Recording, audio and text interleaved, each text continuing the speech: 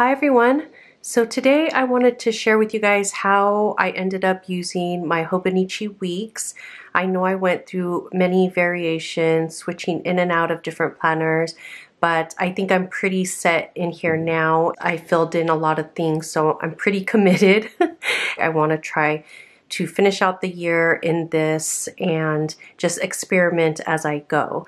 So like I said, this is the Hobonichi Weeks. It's the black cover with the white stripe down the side, and I wanted to put my own cover on here, so I just got this plastic clear cover. I'll link it down below. I got it off of Amazon, and then I just printed my own pattern on cardstock, and I just kind of like laid this out flat and traced around and then cut it and just stuck it inside this plastic cover and then stuck the planner inside. So pretty easy, and I really like the way it looks, and I like how I can change up the cover if ever I want to. So this is how it looks on the inside. This plastic cover has like a little, I didn't even undo it. Like, I think you can pull this out, and I think it's a bookmark, but I don't use it for that. And then this has a little pocket here that you could put stuff inside, and then I guess technically you could put stuff here too. And then in the back it has this other pocket here. It has a pen loop, and you can put stuff in here as well. I keep it pretty plain and simple. So what I've been using this for is as a memory keeper. First, I'll show you my monthly setup. And one of the reasons why I moved out of this planner at first is because the pages, you can't tell as much here in this lighting because the bright camera lights, but it's really yellow, and at first that really turned me off. I wasn't sure if I wanted to deal with that, but as I'm using it more and more, it's not really bothering me, as well as all this red. Like, there's red here, there's red on Sundays and some of the, I guess, holidays or whatever, and I'm not really into red, but it hasn't bothered me as much as I thought it would. So here's January. In some pages, I'm going to show you there's a sticky note just to cover personal information, but I use my monthly spread in my memory keeper as a highlights, like overview for the month. So I like to use Once More with Love stickers and then a few extra miscellaneous stickers. These stickers here are from our monthly kits in our shop. I really like the little characters, and I don't use characters in my normal planning, but I like it here because what I realized is I really like using emojis like in texting and DMs and stuff, because it just portrays so many different emotions in just one little cartoon. So I like having that in my memory planner because just at a glance I could kind of tell what's going on. So I just like to mark certain things, like my son was in an American Idol commercial, my daughter's first sleepover, and stuff like that. Just at a glance, fun things.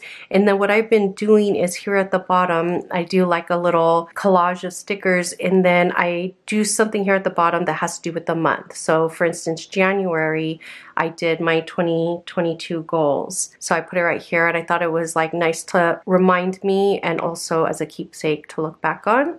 So that's January, and then I did the same thing in February, just marked like holidays, like my daughter's birthday, some milestone type of things. And then I did that same thing down here with the collage of stickers. And then for February, I decided to list ways I can do self-care for the month and then hopefully carry it on. So I put my top ideas there. And then now we're in March, and same thing, I just put some stickers to mark highlights. And then for the bottom section, so I'm Catholic and we are in the middle of Lent right now.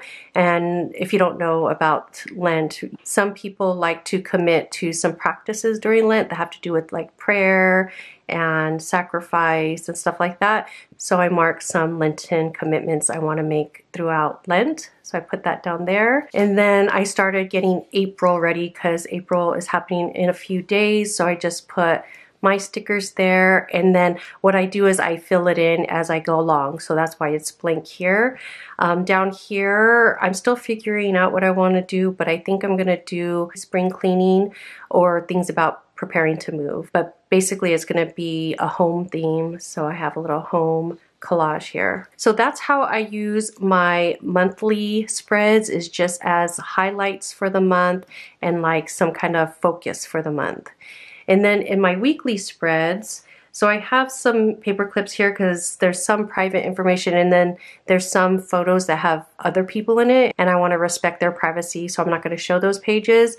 But the first spread I can show you is here. I have this sticky note here because I did a little planner surgery. I'm gonna redate these later, but I haven't had time, so I just put a little sticky note to remind me. I was back planning a lot, so that's why there's a lot of blank space, because I don't really remember. But what I've been using this side for is a number of things. Either a memory for that day, which is the number one way I would like to use that, is any kind of memory from the day. But if there's not anything of note to write in there, then either I'll do a gratitude or like a quote or reflection from something I read that day or just thought about.